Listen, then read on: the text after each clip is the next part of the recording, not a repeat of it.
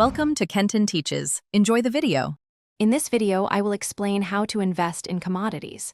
Start by listing your objectives and acceptable risk, then choose a clear path such as physical metals, ETF, futures, or stocks.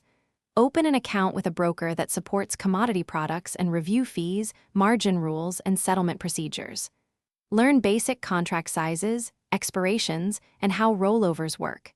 Begin small, track performance, and adjust as you learn market behavior and seasonality. When choosing markets, think about liquidity, leverage, and how hands-on you want to be.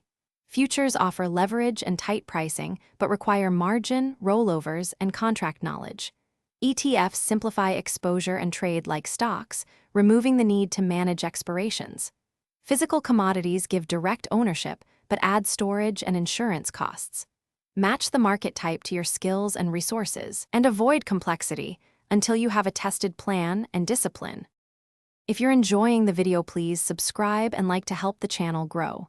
Quick recommendation: the Echo Dot smart speaker is great for setting timers, getting price alerts, and adding hands-free convenience while you trade or study markets.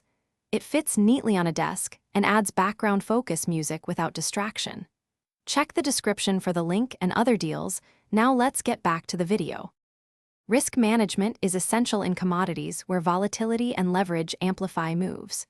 Size positions so a single loss does not derail your portfolio, and use stop orders and defined exit plans. Diversify across subsectors like energy, metals, and agriculture to soften correlated shocks.